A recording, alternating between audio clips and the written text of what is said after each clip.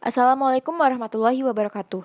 Halo teman-teman, kami akan menjelaskan mengenai materi manajemen kinerja pada bab 9, yaitu penilaian kinerja.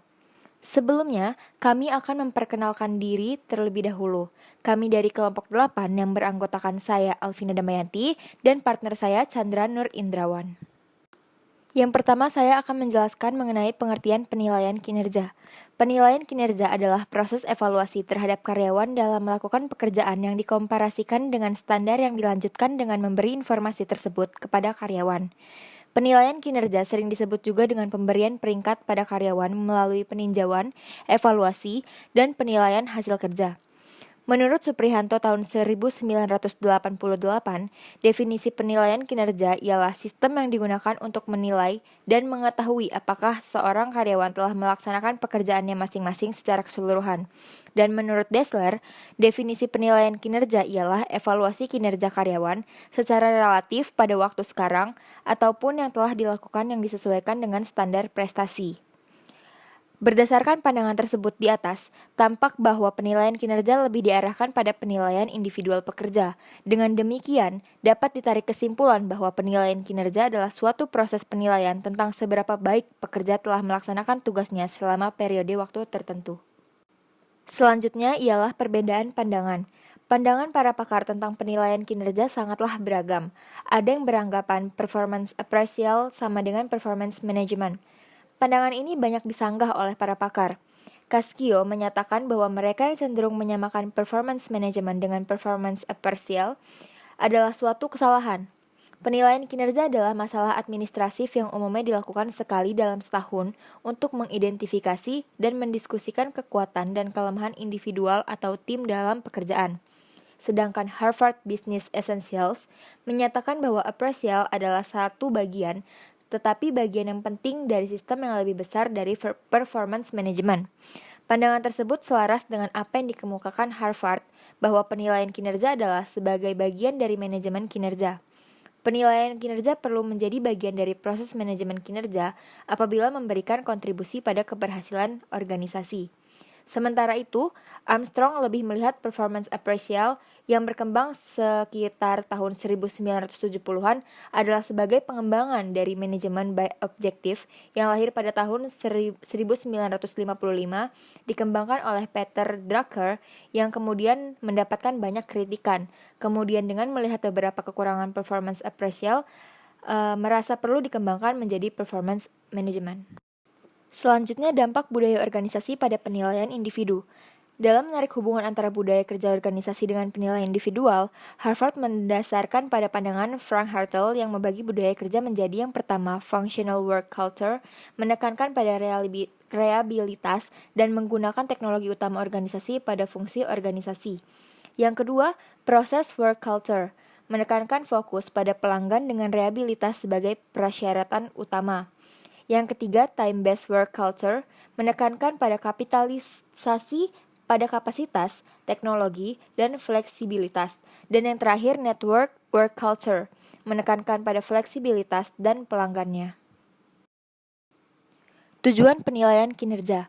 Yang pertama ialah mengidentifikasi kemampuan organisasi, menganalisa kemampuan karyawan secara individual, menyusun sasaran di masa mendatang, melihat prestasi dan kinerja karyawan secara realistis, mendapatkan keadilan dalam sistem pemberian upah dan gaji yang diterapkan di dalam organisasi, memperoleh data untuk menetapkan struktur pengupahan dan penggajian yang sesuai dengan pemberlakuan secara umum, melakukan peninjauan terhadap kinerja karyawan di masa lalu, mendapatkan data yang sesuai fakta, dan sistematis dalam menetapkan nilai dari suatu pekerjaan, membantu pihak manajemen dalam melakukan pengukuran dan pengawasan secara lebih akurat terhadap biaya yang digunakan oleh perusahaan, dan yang terakhir, memungkinkan manajemen dalam melakukan negosiasi secara rasional dan objektif dengan serikat pekerja maupun secara langsung dengan karyawan. Selanjutnya, manfaat penilaian kinerja. Ada beberapa manfaat dalam penilaian kinerja. Yang pertama, memberikan informasi mengenai hasil-hasil yang diinginkan dari suatu pekerjaan. Yang kedua, mencegah adanya miskomunikasi terkait kualitas kerja yang diharapkan. Yang ketiga, menciptakan peningkatan produktivitas karyawan dikarenakan adanya feedback atau reward bagi karyawan yang berprestasi. Dan yang terakhir, menghargai setiap kontribusi dan menciptakan komunikasi dua arah antara pihak manajer dengan para karyawan yang ada. Yang selanjutnya yaitu proses penilaian kinerja. Ada 3 macam proses secara garis besar dalam penilaian kinerja. Yang pertama yaitu analisis pekerjaan. Proses analisis ini dapat diawali dari analisis jabatan atau posisi. Dengan mengetahui posisi seorang karyawan, maka akan lebih mudah menjelaskan jenis pekerjaannya, tanggung jawab yang dipikul, kondisi kerja, dan berbagai program atau aktivitas yang dilakukan. Yang kedua yaitu standar kinerja. Penetapan standar kinerja dipakai untuk melakukan komparasi antara hasil kerja standar dengan standar yang telah ditentukan. Dengan adanya perbandingan ini, maka bisa dilakukan identifikasi apakah kinerja karyawan telah disesuai dengan target yang diinginkan atau tidak. Yang terakhir yaitu sistem penilaian kinerja. Pada umumnya, terdapat 4 sistem atau metode penilaian kinerja karyawan. Pertama, yaitu behavior appraisal system atau penilaian kinerja yang berdasarkan terhadap penilaian tingkah laku. Yang kedua yaitu personal atau performer appraisal system atau penilaian kinerja yang berdasarkan terhadap dari ciri atau sifat individu karyawan. Yang ketiga yaitu result oriented appraisal system atau penilaian kinerja dengan dasar hasil kerja. Dan yang keempat adalah contingency appraisal system atau penilaian kinerja terhadap dasar kombinasi berupa unsur, ciri, sifat, tingkah laku, dan hasil kerja. Di sebelah kiri ada bagan tentang proses penilaian kinerja. Yang pertama yaitu mengidentifikasi tujuan-tujuan penilaian spesifik. Selanjutnya yaitu menetapkan kriteria-kriteria dan mengkomunikasikannya kepada para karyawan. Yang selanjutnya yaitu memeriksa pekerjaan yang telah dijalankan. Yang selanjutnya yaitu menilai kinerja. Dan yang terakhir yaitu mendiskusikan penilaian bersama karyawan. Baik, yang selanjutnya yaitu metode penilaian kinerja. Di sini terdapat 4 metode. Yang pertama yaitu metode penilaian kategori. Metode penilaian kategori ini terdapat 2 macam, yaitu metode rating scale dan checklist. Yang kedua yaitu metode komparatif. Metode komparatif juga memiliki 2 metode, yaitu metode ranking dan distribusi paksa. Yang ketiga yaitu metode naratif. Metode naratif memiliki 2 metode. Yang pertama metode kejadian penting, yang kedua metode esai. Yang keempat yaitu metode perilaku atau tujuan. Metode perilaku atau tujuan memiliki 2 macam metode. Yang pertama itu pendekatan penilaian perilaku, yang kedua yaitu manajemen. Yang selanjutnya yaitu masalah dalam penilaian kinerja. Terdapat 6 masalah. Di antaranya yang pertama yaitu kurangnya objektivitas. Salah satu kelemahan metode penilaian kinerja tradisional adalah kurangnya objektivitas. Dalam metode rating scale misalnya, faktor-faktor yang lazim digunakan seperti sikap, loyalitas, dan kepribadian adalah faktor-faktor yang sulit diukur.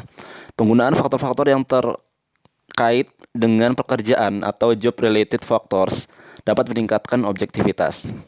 Lalu yang kedua yaitu bias halo error. Bias halo error terjadi bila penilai mempersepsikan satu faktor sebagai kriteria yang paling penting dan memberikan penilaian umum baik atau buruk berdasarkan faktor tunggal ini. Yang ketiga yaitu terlalu longgar atau terlalu ketat. Penilaian terlalu longgar kecenderungan memberikan nilai tinggi kepada yang tidak berhak. Penilai memberi nilai lebih tinggi dan seharusnya. Penilai terlalu ketat terlalu kritis atas kinerja seseorang pekerja, yaitu terlalu ketat dalam memberikan nilai. Penilaian yang terlalu ketat biasanya terjadi bila manajer tidak mempunyai definisi atau batasan yang akurat tentang berbagai faktor penilaian. Yang keempat yaitu kecenderungan memberikan nilai tengah. Kecenderungan memberikan nilai tengah atau central tendency terjadi bila pekerja diberi nilai rata-rata secara tidak tepat atau di tengah-tengah skala penilaian. Biasanya penilai memberi nilai tengah karena ingin menghindari kontroversi atau kritik. Yang kelima yaitu bias perilaku terbaru. Bias perilaku terbaru atau recent behavior bias. Perilaku atau kinerja yang paling akhir akan lebih mudah diingat daripada perilaku yang telah lama. Penilai cenderung lebih banyak menilai kinerja yang tampak menjelang atau pada saat proses penilaian dilakukan. Seharusnya penilaian kinerja mencakup periode waktu tertentu. Dan yang terakhir yaitu bias pribadi atau stereotype. Stereotype. Penyedia yang melakukan penilaian bisa saja memiliki bias yang berkaitan dengan karakteristik pribadi pekerja seperti suku, agama, gender, atau usia. Meskipun ada peraturan atau undang-undang yang melindungi pekerja, diskriminasi tetap menjadi masalah dalam penilaian kinerja. Bahasan yang terakhir yaitu studi kasus PT Quartz Company International. PT Quartz Company International adalah sebuah perusahaan jasa web hosting yang sudah berdiri sejak tahun 2005. PT Quartz Company International memiliki 3 kantor yang tersebar di Bandung, Jakarta, dan Yogyakarta. Dengan menggunakan tenaga dari 35 orang karyawannya, seperti pada perusahaan umumnya, PT Quartz Company International pun melakukan penilaian kinerja terhadap para karyawannya. Selama ini, PT Quartz Company International melakukan penilaian kinerja karyawan dengan mengamati laporan kerja harian. Namun pada pelaksanaannya masih banyak karyawan yang menganggap penyusunan laporan kerja harian ini sebagai formalitas semata. Hal ini didukung dari survei awal yang menunjukkan bahwa sebanyak 62,86% dari karyawan menyatakan hal tersebut. Selain itu, PT Quartz Company International juga melakukan penilaian kinerja karyawan dengan menggunakan metode graphic rating scale yang dilakukan selama setahun sekali. Pada kenyataannya, penilaian kinerja karyawan yang dilakukan pada PT Quartz Company International tidak memberikan feedback baik berupa teguran, kenaikan kompensasi, pelatihan, promosi jabatan, ataupun bentuk umpan balik lainnya kepada karyawan berkaitan dengan kinerja karyawan yang telah dicapai. Hal ini didukung dengan survei awal yang telah dilakukan. Sebanyak 74,29% menyatakan bahwa tidak ada feedback atau umpan balik atas kinerja yang telah dicapai setelah dilakukan penilaian kinerja karyawan. Selain itu, sebanyak 62,86% dari seluruh karyawan merasa metode penilaian kinerja yang selama ini dipakai tidak mampu memotivasi karyawan dalam bekerja. 57,14% tidak nyaman dengan metode penilaian kinerja yang ada. 65,71% merasa penilaian kinerja yang dilakukan perusahaan selama ini tidak berpengaruh terhadap kinerja karyawan.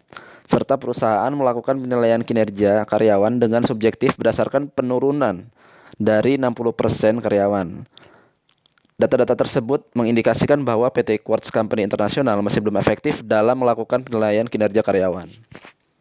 Baiklah, cukup sekian penyampaian materi tentang penilaian kinerja dari kelompok kami. Terima kasih atas perhatiannya, dan untuk selanjutnya yaitu sesi diskusi dan tanya jawab. Terima kasih.